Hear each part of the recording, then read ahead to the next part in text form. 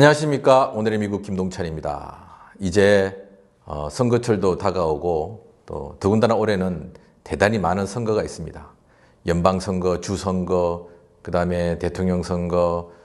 그렇기 때문에 정말 우리가 정신 똑바로 차리고 누가 옥석인지 그렇게 우리가 유권자가 구별을 해야 할 것입니다.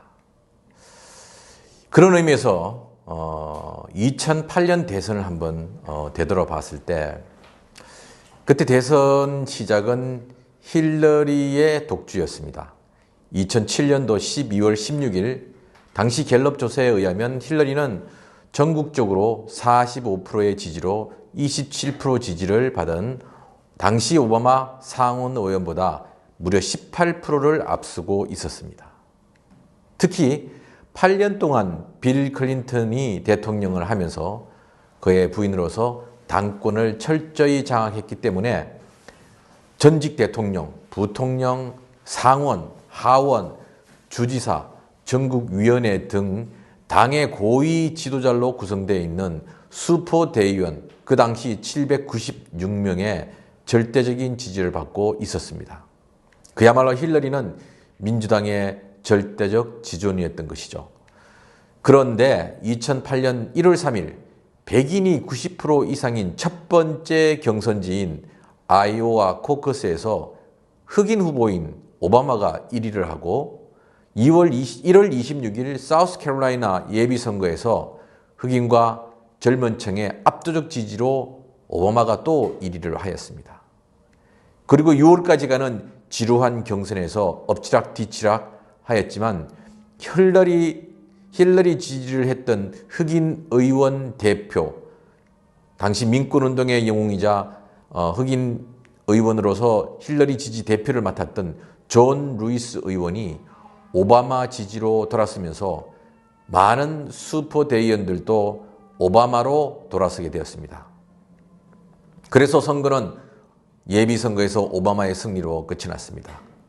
그런데 뒤끝이 장난이 아닌 힐러리는 살생부를 만들어 다음 중과선거 때 그때 배신한 의원들에게 자신의 자객들을 보내서 떨어뜨리고 복수를 했습니다.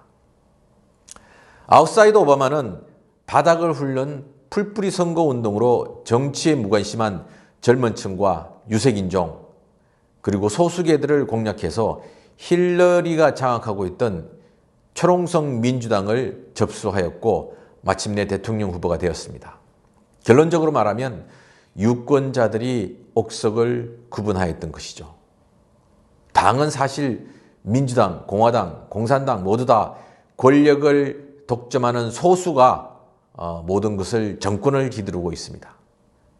특히 오늘날 미국의 정치가 정치하고 새로운 비전을 향해서 나아가지 못하는 것도 당의 권력을 독점하고 있는 지도부, 더군다나 올드타이머들의 무능이라고 할 수 있습니다.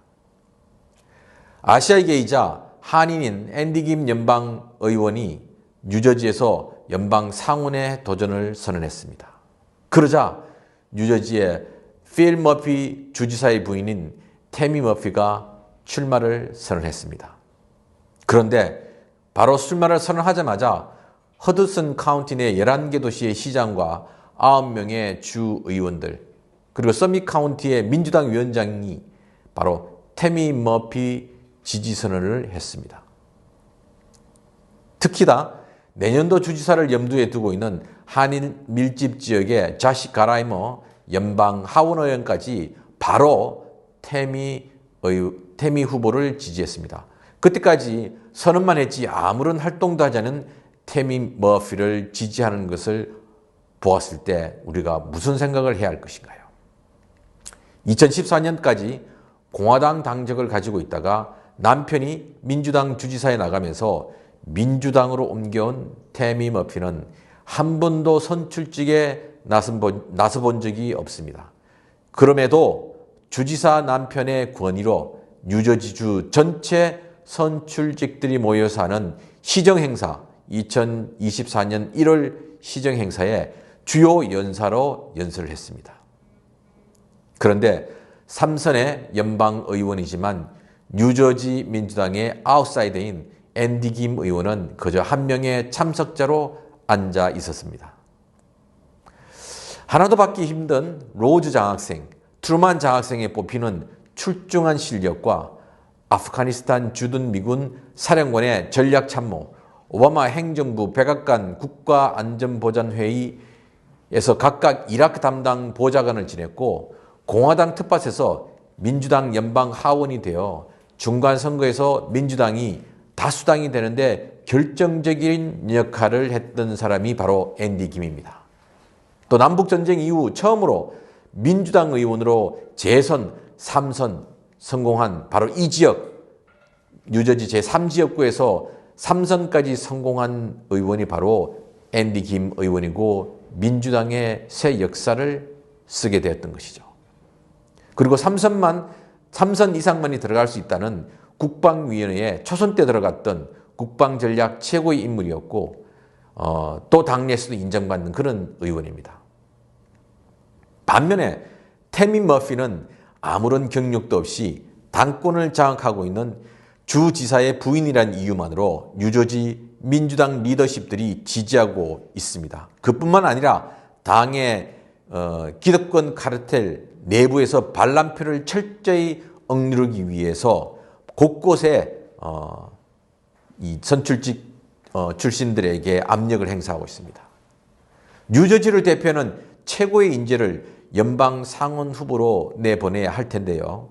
지금 뉴저지의 선출직들은 무슨 생각을 하고 있는 것일까요? 뉴저지 민주당 기득권의 흐름과는 반대로 여론조사기관 브레이크스루 캠페인스가 1월 7일부터 14일까지 뉴저지 민주당 일반 유권자 1,004명을 조사한 결과 앤디 김 의원이 45%로 고작 22%에 그친 머피를 23% 앞서고 있다고 합니다. 이제 뉴저지를 대표하여 연방으로 나갈 옥석을 구별하는 역할은 뉴저지 유권자들에게 달려 있습니다. 참고로 뉴저지 예비선거일은 6월 4일입니다. 이제 옥석 구분은 바로 여러분 유권자들에게 달려 있습니다.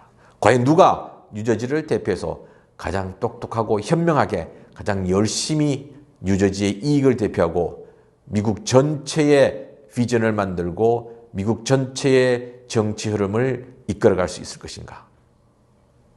바로 유권자 여러분들이 올바르게 판단해야 할 것입니다. 지금까지 오늘의 미국 김동찬입니다.